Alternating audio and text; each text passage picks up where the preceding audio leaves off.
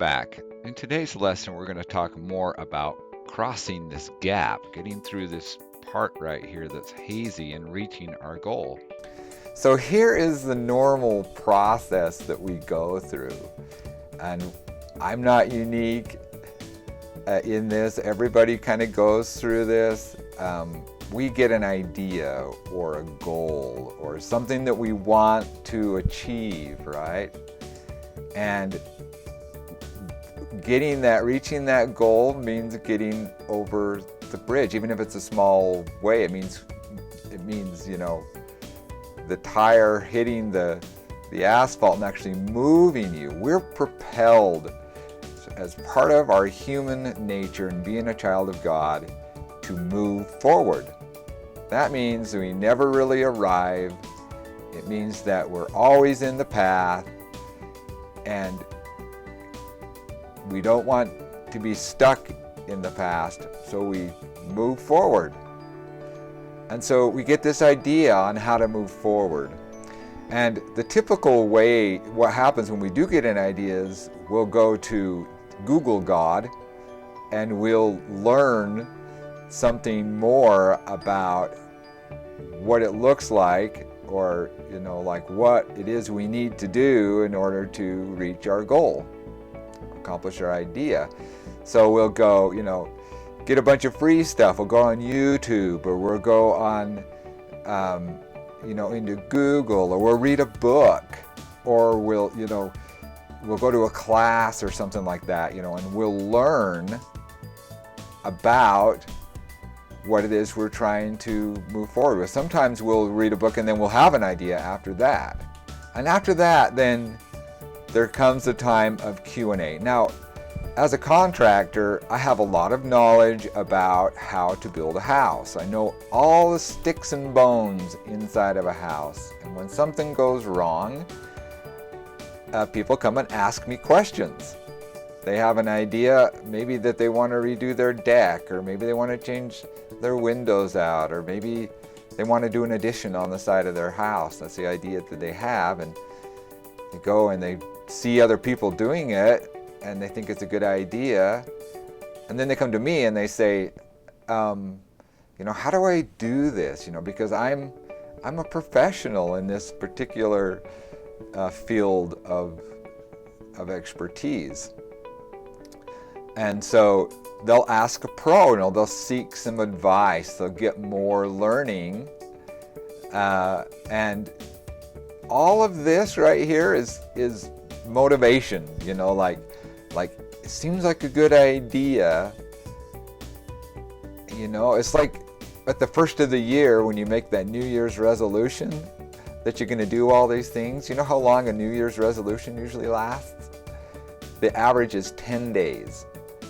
We get on a health kick or a getting our life in order kind of a path, and it lasts, the average person is 10 days.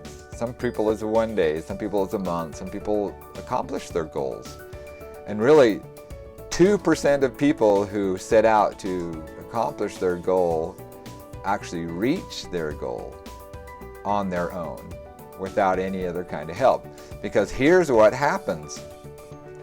To reach the goal, that means you've got to change something. You have to make time for it, and you have to actually put into practice some action steps.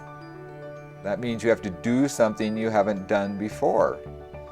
That's if you want a new goal, if you want something new to happen, right? And this is where sabotage takes place, self-sabotage. This is when your past comes and haunts you and says you can't do it, give up now, it's crazy, and it's a crazy idea, here's 1,000 reasons why that's never going to work. And this all happens unconsciously, and for some reason we just lose motivation.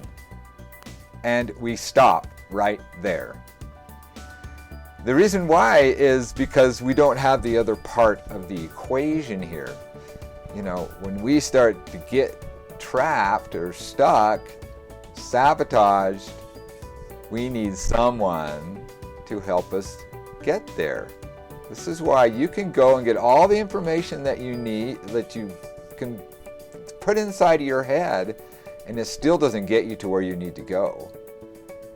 You know, you can read all the diet books you want, but it doesn't make you lose weight.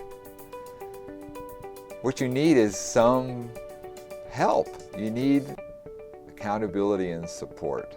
And what does that look like? What does accountability and support look like? Because when you build a program, then your program has to have accountability and support. Otherwise, it's just a how-to, and they're just not going to arrive. They're not really going to progress much. So how accountability and support looks is it looks like tracking. It looks like taking those action steps and saying, okay, did I do the action step or did I not do the action step? And you as a mentor are going to help them come up with some action steps. You're going to give them some new information and some things to try. And when they accomplish them, they get to check them off, and you're going to give them a time limit on how to do it or when to do it, right? And then there's reporting. So think of school. You know, you go to school and you learn a bunch of stuff, and then you take the test and you report it to the teacher, and then they let you know how you're doing, right? And so that's kind of how this works with reporting, is that they report to you and they report to them, but what they're really doing is they're building evidences that they have moved from one place to the next. Every time they get to check off a box, it shows their brain that they have moved. That's what they need. That's the evidences that everyone needs in order to be able to move forward. So even if your program sucks, like you don't have a lot of good content, like you're not really good at answering the questions, but you help with some action steps, and then you provide tracking and reporting, you are going to help people get further down the road than they ever could have on their own.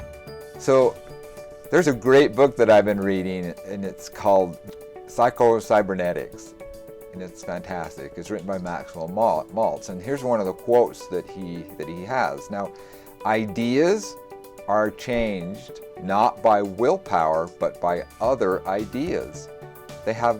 Ideas have the same kind of energy. So you're going to give people ideas, you're going to show them how to do it, and then you're going to offer that support and accountability. And you'll see that the wheel moves and they get progress. I hope this was understandable. Please feel free to send me some comments or some questions if you have any.